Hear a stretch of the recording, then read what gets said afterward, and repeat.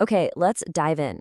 Back in 1860, European armies did something almost unthinkable. They burned China's incredible summer palace to the ground. Now, this was an act of shocking destruction, one that would echo for generations. But the story of why it all happened, well, that's more than just a simple story of war. It's a tale of absolute chaos, a high-stakes blame game, and a brilliant diplomatic power play that was happening completely in the shadows.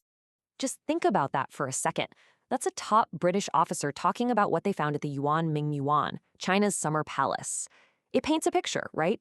This wasn't some disciplined military operation. No, it was more like a frenzied, once-in-a-lifetime treasure hunt. And that really gets to the heart of what we're exploring today. So yeah, why?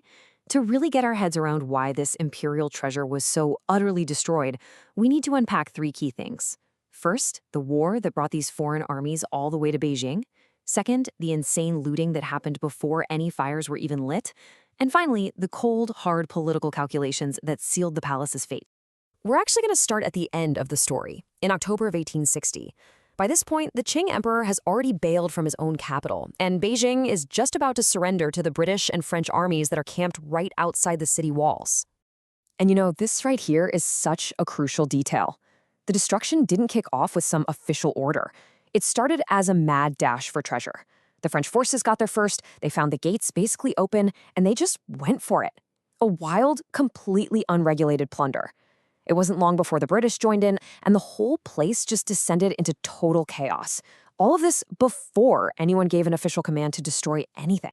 So the big question is, how on earth did European armies even end up at the gates of Beijing in the first place? To get that, we've got to rewind a few years, to the beginning of what we now call the Second Opium War. So let's just walk through this timeline, okay? The spark that lit the fuse was this thing called the Arrow Incident, way back in '56. Basically, Chinese officials boarded a ship that was registered to the British. That created a major diplomatic crisis. And for Britain, honestly, this was the perfect excuse, the pretext they needed to demand even more access to trade, which was a huge sore spot left over from the First Opium War. France decided to jump into, using the murder of a missionary as their reason. So over the next 4 years, you see this cycle of battles and broken treaties that just keeps escalating and escalating, until finally by 1860, you've got a full-blown invasion force marching on the capital itself. So when those Allied armies finally get to the Summer Palace, their first move isn't strategic. It's not military.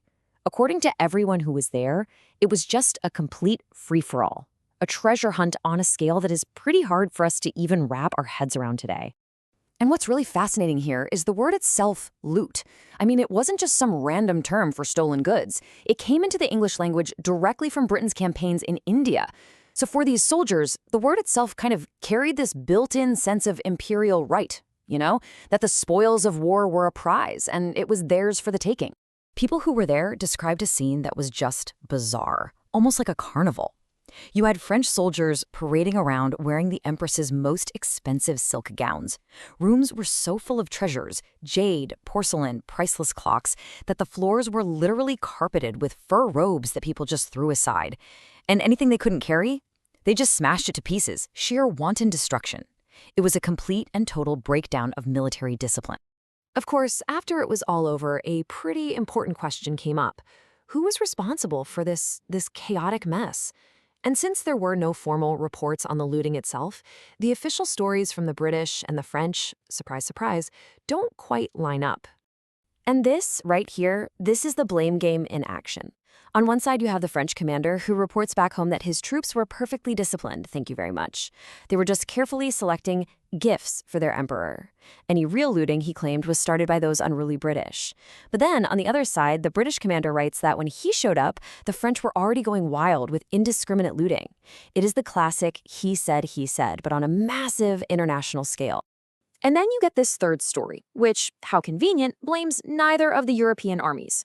A French interpreter claimed the whole mess kicked off when local Chinese villagers started climbing over the walls to grab stuff. And that, he said, is what made the Allied soldiers break ranks and rush in, because, they didn't want to miss out on their share. It's a very neat way to find a local scapegoat, to say the least. But here's the twist. While the British and French were busy fighting and looting their way into Beijing, another imperial power was playing a much quieter, much more subtle, and, you could argue, a much more successful game. And this is where we meet the Russian envoy, a guy named Nikolai Ignatiev. He didn't have an army in Beijing. His weapon was pure diplomacy. Just follow this timeline with me. First, he positions Russia as this neutral mediator to get China to sign a treaty in 1858. Then, look at October 1860. With the Anglo-French armies at the gates, he makes this incredibly clever offer to the desperate Chinese negotiator, Prince Gong. Ignatieff says, hey, I can save Beijing for you. And the price for his so-called mediation? Just 1 month later, China hands over a massive chunk of territory to Russia, including the land where the city of Vladivostok now stands. Russia ended up as one of the biggest winners of the entire war, and they did it all without firing a single shot. Okay, so the looting was one thing, a chaotic mess. But what happened next was something else entirely. It was a calculated act of state policy. The British High Commissioner, Lord Elgin, ordered the entire Summer Palace complex to be burned to the ground. He called it a solemn act of retribution for the capture and death of some of his envoys. But this act, and the treaties that came with it, would leave a deep, deep scar on the Chinese national psyche for more than 100 years. The war officially ended with a series of treaties that China would later call the unequal treaties. And you can see why.